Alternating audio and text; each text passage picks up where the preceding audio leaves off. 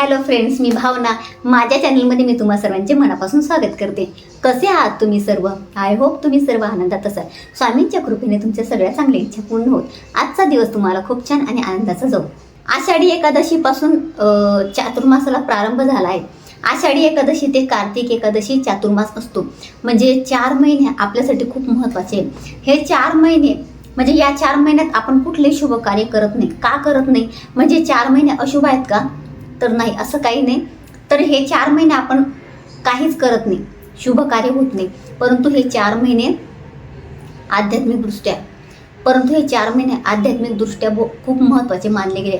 म्हणजे हे 4 महिने आपल्याला फक्त भक्ती करायची असते, देवाची सेवा करायची, उपासना करायची असते. तर त्यासाठी हे 4 महिने आहेत. तर या महिन्यात आपल्याला पारायणं करायची आहेत, भगवान विष्णूंची सेवा करायची आहे, जास्तीत जास्त सेवेला महत्त्व द्यायचं आहे. तर हा महिना म्हणजे चातुर्मास हे 4 महिने अतिशय पवित्र मानले गेले.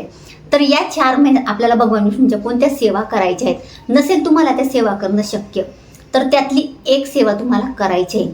तर ती एक सेवा कोणती आहे? आणि जर तुम्हाला संपूर्ण चातुर्मास सेवा करणं शक्य नसेल 4 महिने, तर फक्त चातुर्मासातले कोणते दिवस विशेष आहेत त्या दिवशी आपल्याला सेवा करायची आहे. याबद्दलची संपूर्ण माहिती मी तुम्हाला आजच्या व्हिडिओमध्ये देणार आहे. जर तुम्ही माझ्या चॅनलमध्ये नवीन असणार आणि पहिल्यांदा हा व्हिडिओ बघत असणार आणि तुम्हाला हा व्हिडिओ आवडला तर व्हिडिओला एक लाईक नक्की करा. तर भगवान विष्णूंना समर्पित असणारा हा चातुर्मास आपल्याला सगळ्यांना अतिशय प्रिय आहे. आणि जो कोणी भगवान विष्णूंची या चातुर्मास सेवा करतो त्याच्या सर्व मनोकामना भगवान विष्णू पूर्ण करत असतात, यात काही शंकाच नाही. तर आता सगळ्यात आधी आपल्याला म्हणजे सेवा कोणत्या करायच्या आहे ते जास्त महत्त्वाचं आहे.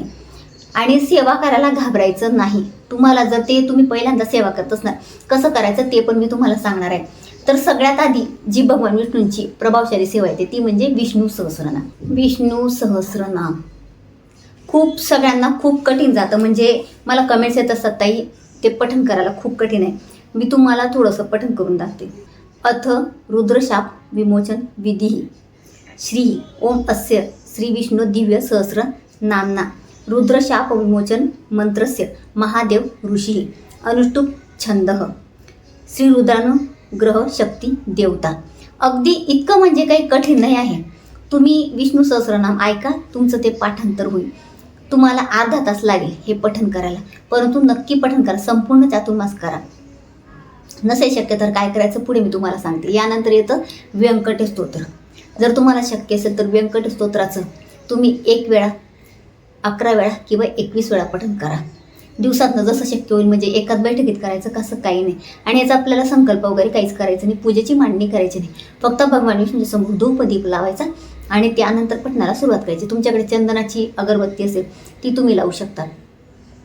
तर व्यंकटेश स्तोत्र तुम्ही पठण करू शकता. मराठीत करा, प्राकृतमध्ये किंवा संस्कृतमध्ये करू शकता. यानंतर येतं ते विष्णू गायत्री मंत्र. ओम नारायणाय विद्महे वासुदेवाय धीमहि तन्नो विष्णू प्रचोदयात. हा मंत्र अतिशय प्रभावशाली आहे. नसेल तुम्हाला काही शक्य तर या मंत्राची 108 वेळा तुम्ही माळ करा, 1 माळ जप करा. नसेल शक्य तर 16 वेळा, पण तुम्ही म्हणेल की 1 माळ जप करा.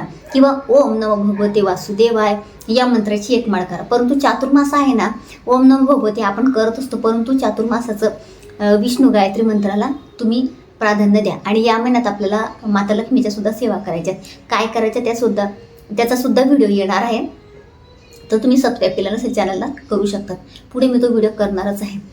आणि विष्णू सहस्रनाम आहे. यात विष्णू रष्टाविशंती नाम स्तोत्रम दिलेलं आहे. तर हे सुद्धा तुम्ही पठण करू शकतात. अगदी छोटंसं आहे, फक्त 2 पानांचं आहे. किंवा अथ अच्युताष्टकम. अच्युतम केशवम राम नारायणम कृष्ण दामोदरम वासुदेवम हरी. हे सुद्धा तुम्ही पठण करू शकता. याच्या मागेच दिलेलं आहे. ही पोथी तुम्हाला धार्मिक पुस्तकांच्या दुकानात मिळून जाईल. तर अशा आपल्याला भगवान विष्णूंच्या या महिन्यात सेवा करायची आहे. आणि तुम्ही म्हणजे मी महिलांना खास सांगेन, आता ही सेवा मी ज्या सेवा सांगितल्या सगळे करू शकता, पण महिलांनी नक्की म्हणजे तुळशीला सकाळ संध्याकाळ तुम्ही दिवाबत्ती करा. शुद्ध गाईच्या तुपाचा दिवा लावा, तेलाचा लावा तर तिळीच्या तेलाचा लावा. परंतु या महिन्यात म्हणजे 4 महिने खूप महत्त्वाचे. या 4 महिन्यात आपल्याला तुळशीला सकाळ संध्याकाळ दिवा लावायचा आहे. तुळशीला 3 किंवा 11 प्रदक्षिणा घाला. आणि तुमची इच्छा तुळशी मातेला सांगा. म्हणजे तुळशीची पूजा होणं खूप महत्त्वाचं आहे. तुळशीची पूजा जर तुम्ही सकाळ संध्याकाळ केली तर भगवान विष्णू तुमच्यावर प्रसन्न होणारच आहे, यात काही शंकाच नाही.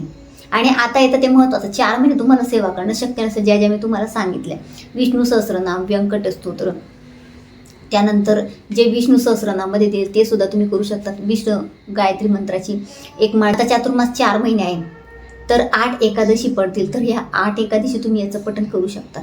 किंवा दर गुरुवारी करा, प्रत्येक गुरुवारी तुम्हाला करायचं आहे. म्हणजे गुरुवार हा बृहस्पतीसाठी आहे, म्हणजे गुरुवारी विष्णू भगवानांची सेवा केली तर चालते. तर तुम्ही प्रत्येक गुरुवारी सेवा करू शकतात.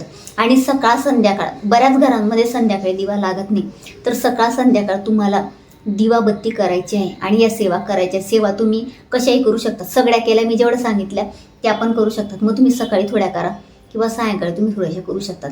आता लक्ष्मी मातेची सुद्धा आपल्याला या महिन्यात सेवा करायची आहे. 4 महिने कोणती करायची त्यावर सुद्धा व्हिडिओ येणार आहे.